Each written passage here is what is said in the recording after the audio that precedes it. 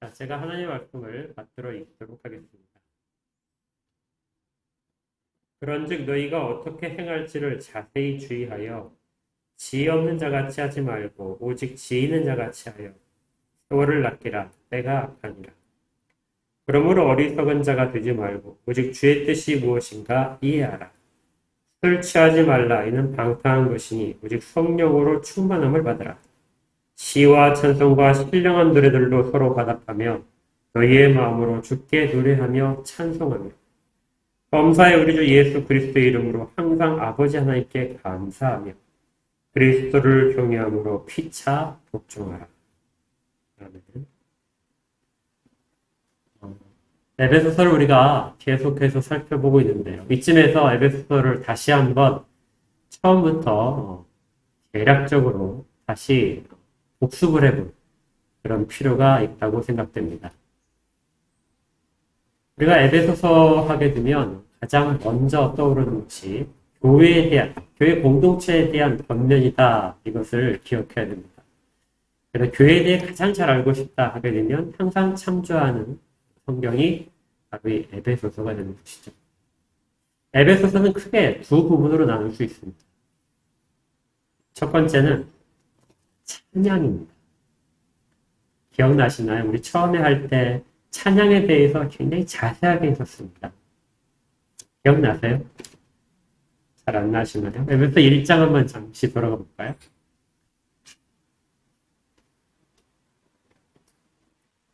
에베소 1장의 3절에 보게 되면 이렇게 시작되어 있었습니다. 찬송하리로다 하나님 곧 우리 주 예수 그리스도의 아버지께서 그리스도 안에서 하늘에 속한 모든 신령한 복을 우리에게 주셨다. 이러한 모든 신령한 복을 이미 우리가 다 받고 있다. 그러니 어찌 찬양하지 않을 수 있겠느냐 하면서 찬양에 대한 이야기로 시작을 했었습니다. 그리고 3장 끝부분까지가 이 찬양의 내용들, 그러니까 개인적으로 구원받은 자들이 하나님 앞에 드리는 감사의 찬양들, 고백들이 1장, 2장, 3장에서 계속해서 등장을 했던 것이죠. 그래서 에베소서에서 이 찬양이라는 것이 굉장히 중요한 내용으로 그렇게 다루고 있었습니다. 그런데 이제 우리가 한 가지 기억해야 될 것이 교회라고 하는 것이 구원받은 사람들의 어떤 모임, 이것이 교회에 대한 어떤 전통적인 그런 정의라면 실제로 신학적으로 보게 되면 더 중요한 그런 정의가 있습니다. 그것이 무엇이냐면요. 교회란 하나님 나라가 이 땅 가운데 드러나 있는 것입니다. 다시요. 교회란 뭐라고요? 하나님 나라.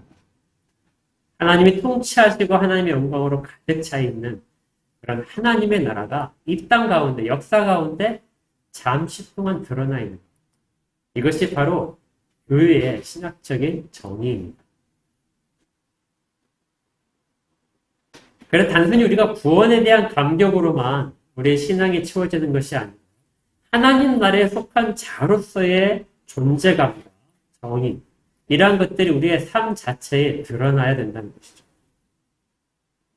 그래서 에베소서는 찬양에 그치지 않고 4장부터 권면에 대한 정답, 실제 삶에서 너희들이 어떻게 살아야 되는가. 교회에 속해 있는 구성원이라면 어떻게 삶에서는 어떤 부분들이 나타나야 되는가. 이것이 4장부터 그렇게 기록되어 있었습니다. 그래서 4장 1절에 이렇게 시작됐어요. 그러므로 주 안에서 갇힌 배가 너희를 권한다. 너희가 부르심을 받은 일에 합당하게 행하라. 에베소 4장부터는 이처럼 우리가 이 땅 가운데 살아야 되는 하나님의 백성으로서 하나님 나라에 속한 자로서 어떻게 살아가는 모습들이 자세히 기록되어 있는 것이죠. 근데 그 과정에서 아주 중요한 어떤 문법적인 요소가 등장하게 됩니다. 그게 뭐하냐면요. 어떤 그 문장 구조인데 이런 부분들이 나타나게 돼요. 보시면 이런 문법 구조입니다. not, but. 무엇이죠? 무엇이 아니고 무엇이다.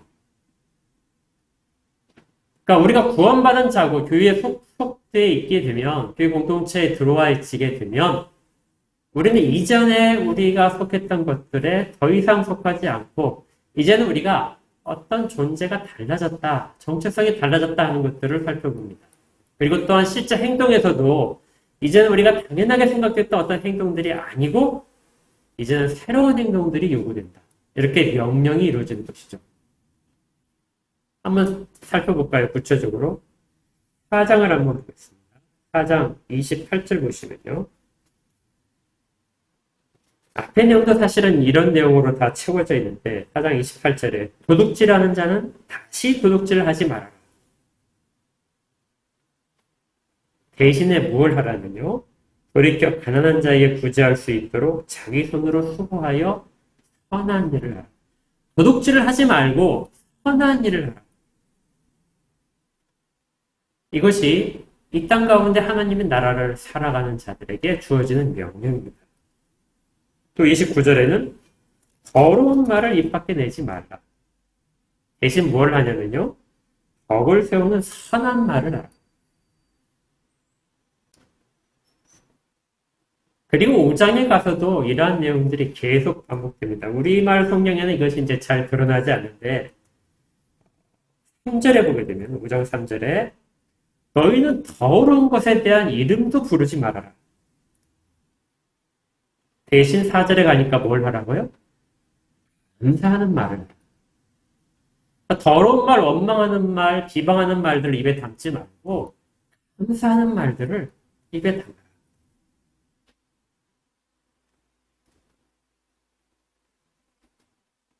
그리고 11절을 보시면요.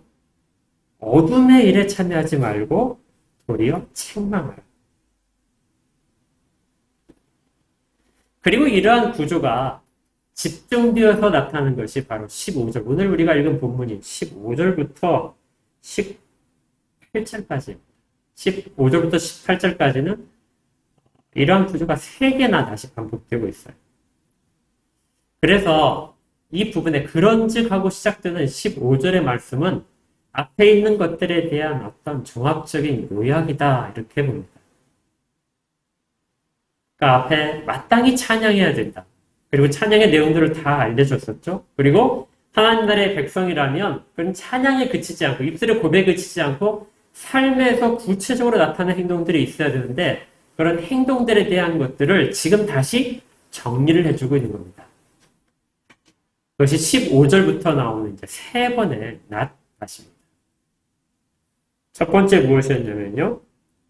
지혜 없는 자 같이 하지 마라. 그리고 지혜 있는 자 같이 하라. 그러면 지혜라는 것이 무엇입니까? 하고 질문이 나올 텐데 거기에 대한 세부적인 명령으로 때를 아끼라. 소를 아끼라. 때가 아끼라. 17절에는 어리석은 자가 되지 마라. 오직 주의 뜻이 무엇인지를 분별하라. 어리석은 것은 주의 뜻을 분별하지 못하는 것이고 주의 뜻을 분별하는 자가 지혜로운 자라. 이렇게 말씀하시는 것이죠. 그리고 18절에는 술 취하지 마라. 대신 성령으로 충만함을 받라. 술 취함은 방탕에 대한 상징이라고 했습니다. 그리고 그것과 정대조되는 것이 우리의 모든 이성들이 자발적으로 주의 뜻에 순종하게 되는 성령 충만이라고 했어요. 이렇게 되기를 바랍니다. 자, 그렇다면 이제 성령 충만해지게 되면 우리는 삶에서 구체적으로 무엇을 하게 될까요? 그것이 19절부터 21절까지의 내용입니다. 이 부분은 앞에 있는 성령 충만이 가장 우리가 이 땅 가운데서 하나님 나라의 백성으로서의 삶의 자세의 가장 핵심적인 내용이 뭐냐? 성령 충만해야 된다. 하나님의 뜻이 너희들의 모든 것들을 주장할 수 있도록 되어야 된다. 그런데 그렇게 된다면 너희들 가운데 어떤 변화가 생기느냐? 19절처럼 시와 찬송과 신령한 노래들로 서로 화답하게 된다. 너희의 마음으로 주께 노래하며 찬송하게 된다. 또 20절에 범사의 우리 주 예수 그리스도의 이름으로 항상 아버지 하나님께 감사하게 된다. 그리고 그리스도를 경외함으로 피차 복종하게 된다. 이 세 구절은 두 가지의 해석이 있게 됩니다. 첫 번째는 상당히 많은 사람들이 이 해석에 동의를 하는 바이기도 한데 19절, 20절, 21절이 바로 예배를 뜻한다.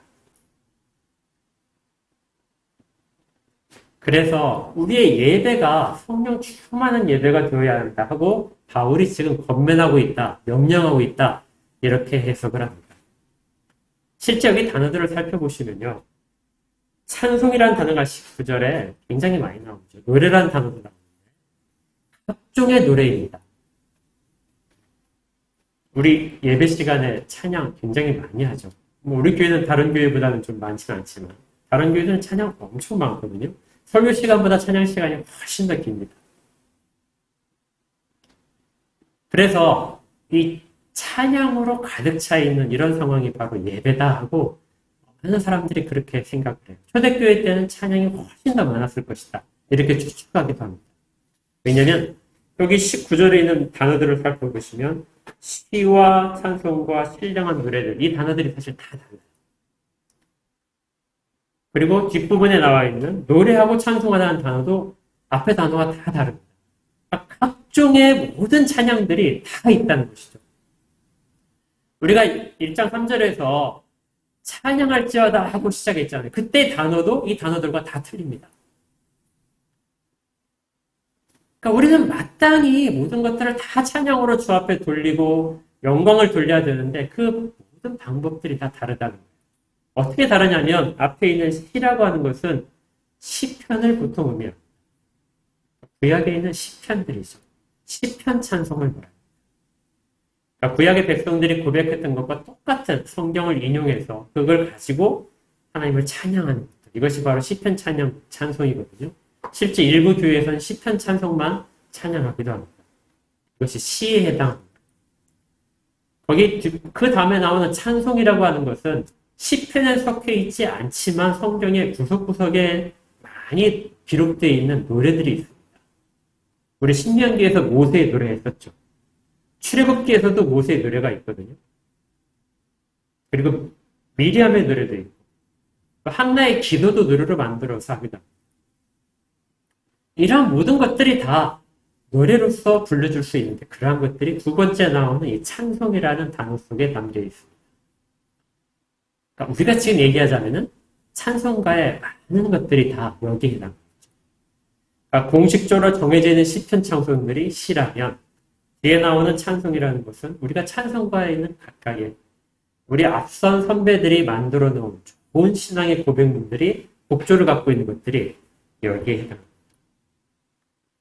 신령한 노래들은 거기에까지는 그 권위를 인정받지 못하지만 사람들이 자기 신앙 고백을 담아서 부르는 노래들 어디에 해당한다고 볼 수 있겠죠? 찬송가가 아닌 곡들 그런데 많이 부르는 곡들 복음성가나 CCM 이런 것들이 여기에 해당합니다. 그러니까 당시에도 많은 사람들이 이러한 것들을 했었던 것 같아요. 공식적으로 시편에 대한 시편 노래를 부르는 것도 있고 또 다른 시편이 아닌 성경에 기록된 노래들을 부르기도 하고 또 즉석에서 사람들이 자기가 찬양하는 악기를 연주하면서 찬양하는 것들도 많이 있었을 것입니다. 이렇게 찬양들로 가득 차 있는 것이 초대교회의 찬양, 예배 모습이었다 이렇게 본 것이죠. 그래서 예배의 중요한 요소 중에 찬양이 들어있다.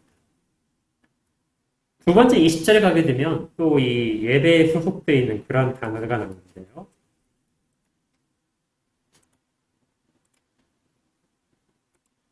이 20절을 보게 되면 이 단어가 등장합니다. 범사의 우리 주 예수 그리스도의 이름으로 항상 아버지 하나님께 감사하며 자, 이 단어가 감사한다는 단어가 화면 잠깐 보세요. 20절에 유카리스테오라는 단어입니다.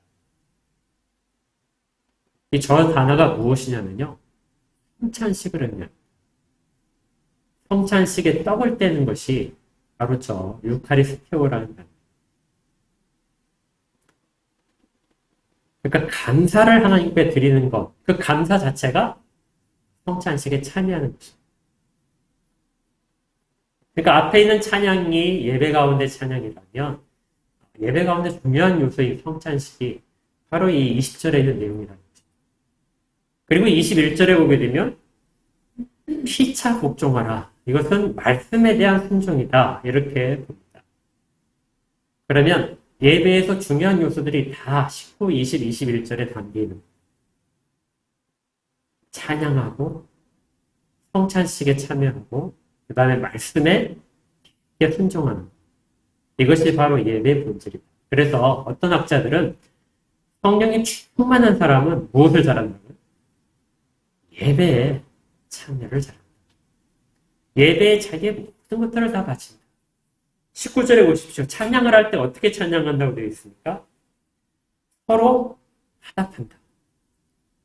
그러니까 예배는 어떤 일방적으로 전달하는 것, 그런 과정이 예배가 아니고요. 서로 어떻게 해요? 신령한 노래들로 화답한다는 것입니다. 마치 오페라에서 사랑의 이중창 이런 것들이 있잖아요. 누군가가 막 노래를 하면 거기에 화답해서 또 다른 상대방이 서로 대역하고 이것이 찬양의 본래적인 모습이라는 거예요. 그래서 독창을 아름답게 하는 것이 중요한 것이 아니라 찬양은 서로 그 내용의 고백들을 서로 주고받는 거죠. 한 사람이 아주 아름다운 찬양의 고백을 자기 고백을 시편 찬양을 통해서 했다. 그러면 다른 사람은 거기에 대해서 다른 것들 자기의 감정이 담겨져 있는 자기의 마음이 담기는 다른 노래로서 다시 화답을 하고 이것이 계속해서 일어나는 것이 바로 이것이 바로 찬양의 본래 모습. 거기에 또다시 뭐가 있냐면요. 너희의 마음이 담겨야 된다. 무엇이 담겨야 돼요? 마음이 담겨야 된다. 곡조에 흠뻑 취할 수 있어요.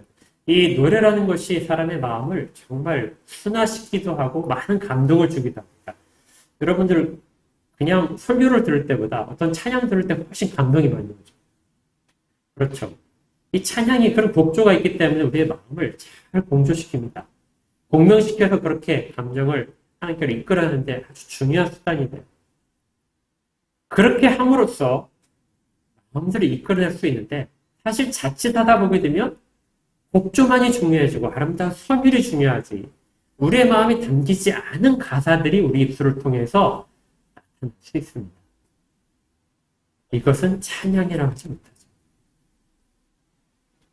마음으로 너희의 마음을 다 담아서 누구에게로요? 주께로요. 마땅히 그 찬양의 대상은 우리 주님이셔요.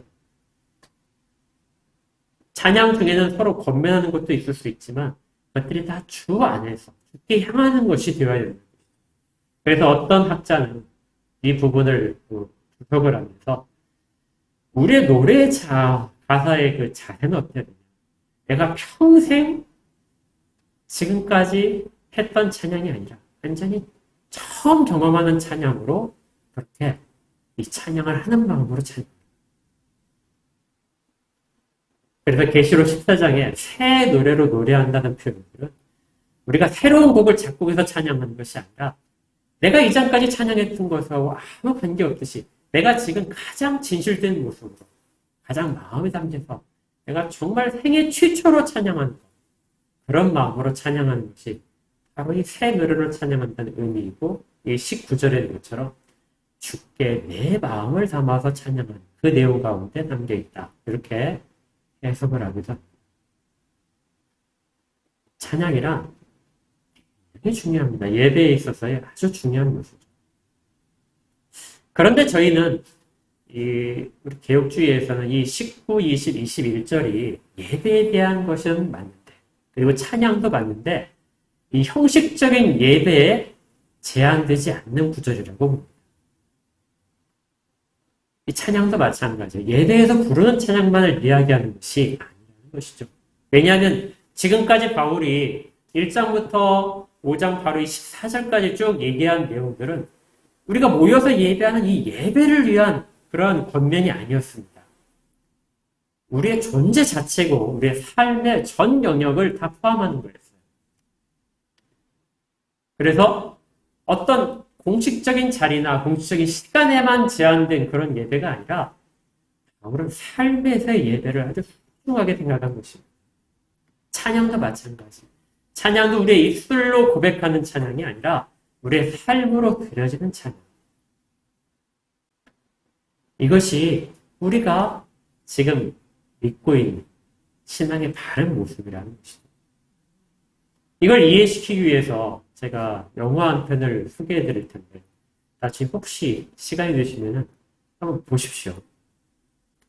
이제 포스터를 제가 일부러 안 넣습니다. 이거 밖으로 나가는 거라. 예. 제목은 신과 함께 가라. 혹시 들어보셨어요? 처음 들어보시죠? 전혀 흥행이 안 됐으니까.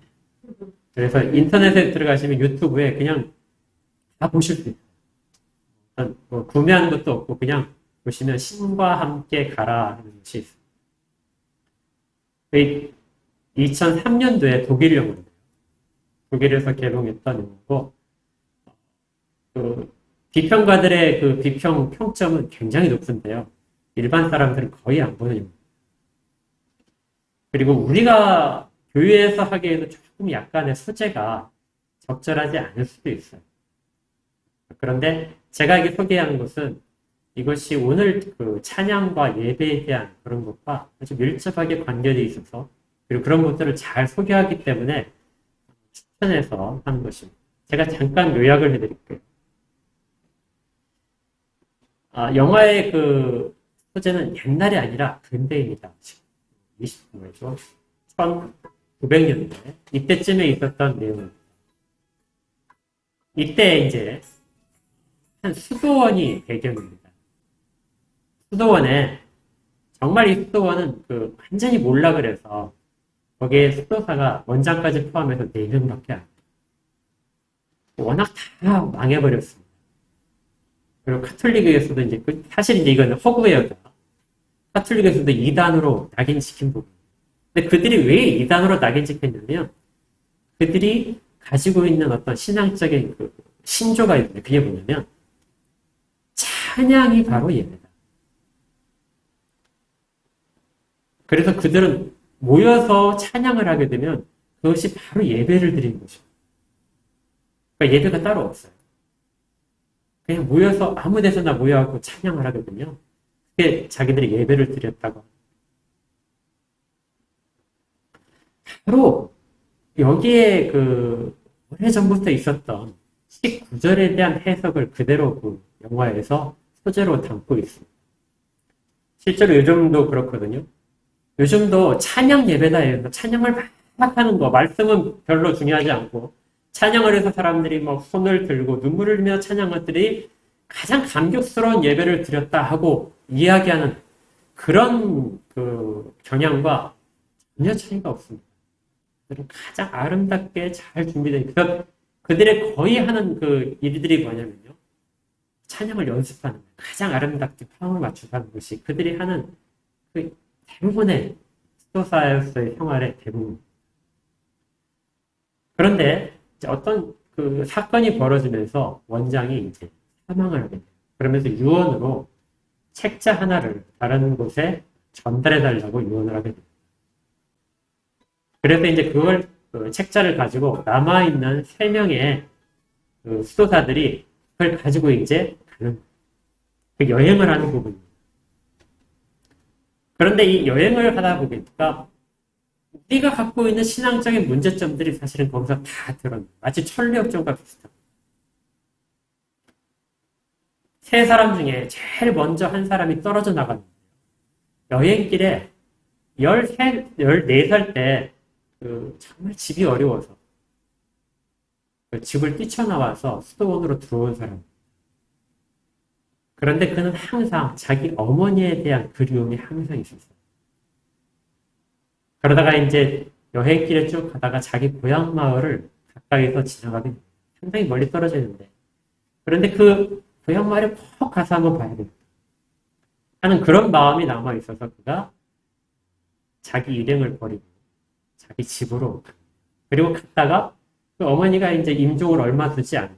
힘든 모습을 보고 힘없는 모습을 보면서 자기가 있어야 될 곳은 수도원이 아니라 고향집이다. 그래서 여행을 포기하고 그래서 더 이상 수도 생활이 의미가 없다 해서 떨어져 나오게 됩니다. 그러니까 세상의 어떤 그 인연이라든지 세상에 대한 정의라든지 이런 부분들을 떨쳐버리지 못하고 그것으로 돌아가는 것이죠. 그 다음에 이제 얼마 안 가서 두 번째 사람이 떨어지는데 이 사람은 항상 지식에 대한 욕망이 가득 찬 사람이에요. 그런데 마침 자기가 친했던 친구가 신학대학교 교수 자리를 제안을 하게 돼요. 만나는 순간. 그래서 이 사람이 갈등을 하다가 신학대학교 교수 자리를 받아들입니다. 그래서 같이 여행한 그런 자기와 똑같은 그 신앙적인 신조를 가진 사람들 떨어져 나가. 이제 마지막 가장 젊은 사람이 나왔어요. 이 사람은 아주 어렸을 때 수도원에 들어가서 그런 관계들이 없어요. 그런데 어떤 중간에 여자를 만나게 됩니다. 그리고 사랑의 눈을 뜨게 돼요. 그마저도 이제 다 버릴 그런 상황이 됩니다. 그러면 이제 완전 영화가 이제 다 판석하는 것으로 끝나겠죠. 그런데 이 젊은이가 그 사랑을 뿌리치고 마지막 자기한테 주어진 그 유언을 완성하기 위해서 계속 여행길을 가는데 가다가 그 어머니로부터 어머니와 같이 있다가 그 떨어져 나갔던 그 첫 번째 사람이 그 자기가 하는 고심 끝에 다시 돌아오는 거예요. 그래서 합류를 해서 그 신학교 교수를 찾아갑니다. 이때 그들이 이제 그 신학교 교수를 회유하는 장면이 나오는데 그 영화의 가장 클라이막스예요. 그들은 다른 걸 하지 않습니다. 와서 설득도 하지 않고 그들은 그 앞에서 노래를 부릅니다. 찬양을 불러요. 찬양을 하자 그 신학교 교수 자리를 맡았던 그 사람이 그 찬양을 같이 부르면서 신학교 교수 자리를 버리고 다시 여행길에 합류한 것이죠. 그 찬양이 우리 이번 주에 부르려고 했던 찬양을 했던 312장 찬양. 312장 한번 보실까요? 가사만으로 한번 쭉 보겠습니다.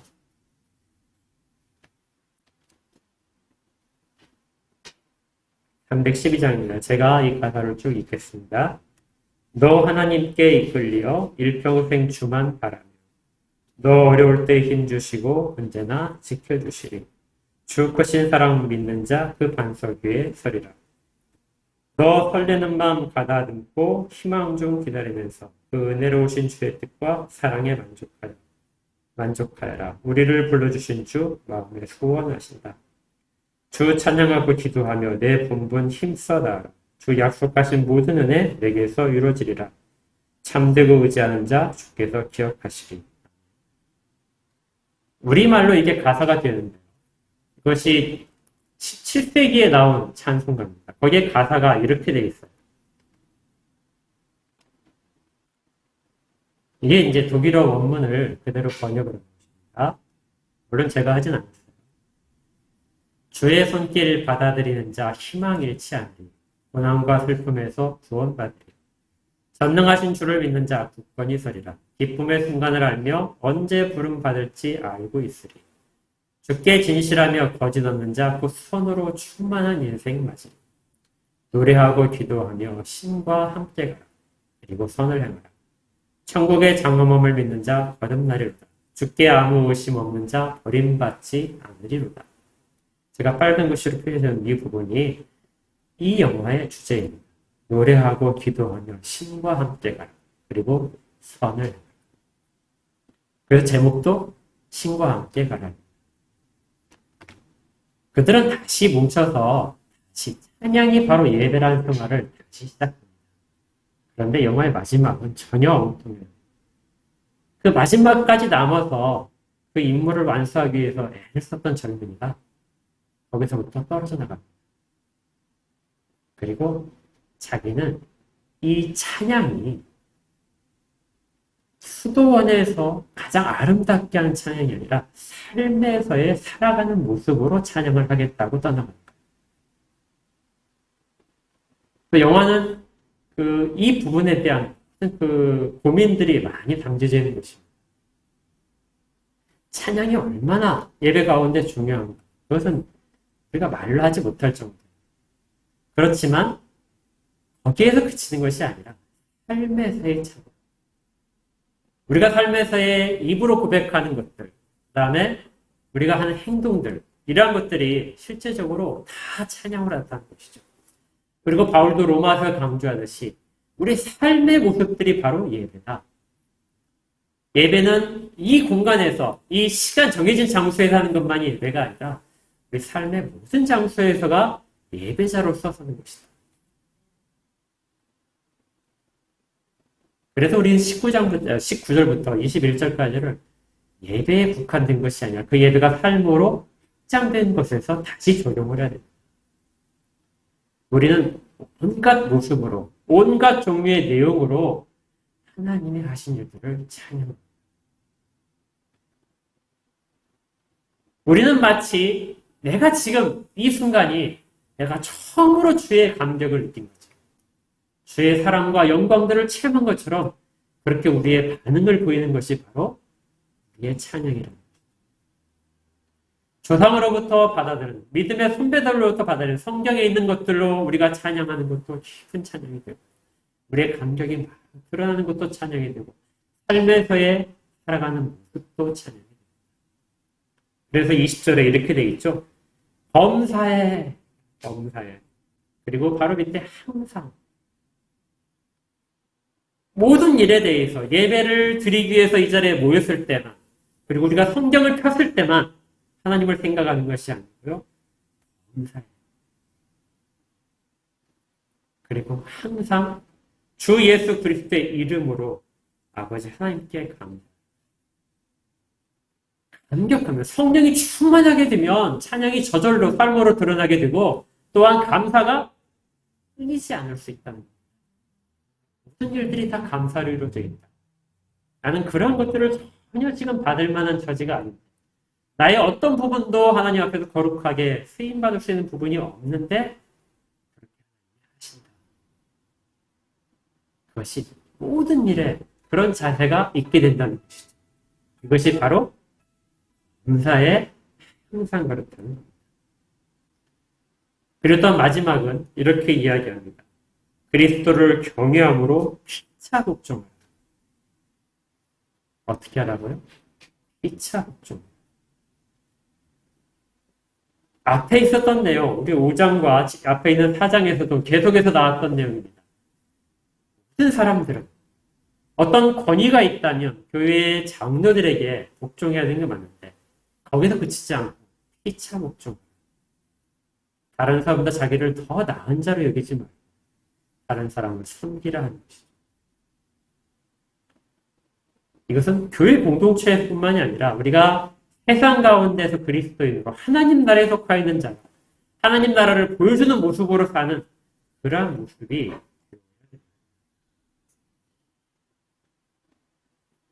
바울이 이것을 그들 가운데 권면하죠.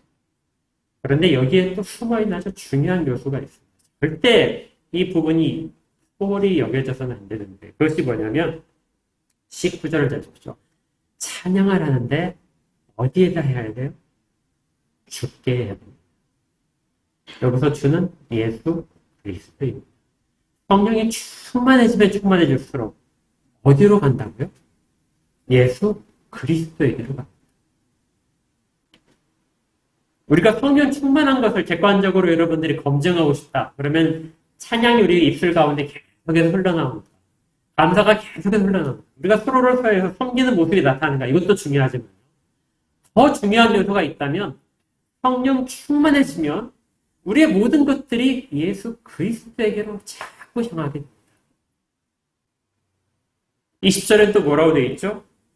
우리 주 예수 그리스도의 이름으로 하나님께 항상 갑니다. 그냥 감사가 아니에요. 내게 어떤 그 물질적인 간구가 있었는데 물질적인 간구가 다 채워졌어요. 갑자기 물질이 많이 생기고 복을 받았습니다. 그래서 소출이 풍성해졌어요. 거기에 대해서 감사를 하는 것도 감사겠지만 그런데 성경에서 성령 충만해졌을 때의 감사는 그것이 아닙니다. 무엇 때문에 감사해요? 예수 그리스도의 이름으로. 예수 그리스도가 지금 내게 임하셔서 나를 위해서 하신 것들에 대한 그리고 나를 위해서 앞으로 하실 것들에 대한 것들이 감사로 표현되는 것이죠. 예수 그리스도의 이름으로 하나님께 감사합니다. 복종을 하는데 어떻게 복종하죠? 그리스도를 경외함으로 피차간에 복종합니다. 다른 사람을 섬기는 것들 잘하는 사람들 많아요. 사회봉사단체에서도 열심히 합니다. 그런데 우리가 그런 일들을 한다면 무엇 때문에 하는 거죠? 예수 그리스도를 경외. 그리스도께서 우리 가운데 그렇게 보여주셨고 그렇게 명하셨기 때문에 그렇게 합니다. 이렇게 할 때 자기 자신이 드러날 수 있는 것은 아무것도 없죠. 찬양을 하더라도 복주에 취하지 않고 자기를 드러내지 않고 자기의 감정이 앞서지 않고 예수 그리스도 안에서 이루어지는 것입니다. 감사를 하더라도 우리의 이루어진 어떤 결과를 가지고 감사하는 것이 아니라 내게 있는 예수 그리스도의 이름 때문에 그 이름으로 하나님께 감사합니다. 예수 그리스도께서 우리 가운데 하신 일 기억하며 서로가 서로를 이렇게 섬기게 되는 것입니다. 이것이 에베소서에서 우리가 이 땅 가운데 하느님 나라에 속한 자로서 교회를 통하여 하나님 나라가 세상 가운데 드러났다면 우리가 마땅히 이렇게 해야 된다 하고 권면합니다. 우리도 이렇게 하기를 원합니다. 삶의 모든 순간에서 찬양으로 가득 차기를 원합니다. 감사가 넘치기를 원합니다. 그리고 서로가 서로를 아끼고 섬기는 모습이 나타나기를 원합니다. 그리고 이 모든 것들이 예수 그리스도 안에서 이루어집니다. 그렇게 이루어져야 하나님이 받으시는 가장 좋은 예배가 됩니다. 삶의 예배가 되기도 하고 우리가 성령 충만해진 상태. 우리가 다 이렇게 되기를 주 이름으로 축복합니다. 기도하겠습니다. 하나님 감사합니다. 저희들이 어떤 이상한 경험을 하고 우리가 많은 것들을 가져야만이 찬양하고 감사하고 섬길 수 있는 것이 아니라 오직 예수 그리스도가 우리 가운데 계시기 때문에 찬양하고 감사하고 서로를 섬기게 됩니다. 이 일들이 저희들 가운데 끊어지지 않도록 성령 충만한 상태를 있도록 그렇게 도와주시옵소서. 저희의 모든 것들이 그 방향을 향하여 초점에 맞추시게 하시고 저희들의 각각의 삶의 모습에서 늘 점검하며 함께 나아가는 자들이 되게 하여 주시옵소서. 찬양하고 기도하며 선행을 하며 주와 같이 가는 인생길이 되도록 복을 허락하여 주시옵소서. 예수 그리스도의 이름으로 축복하며 기도합니다.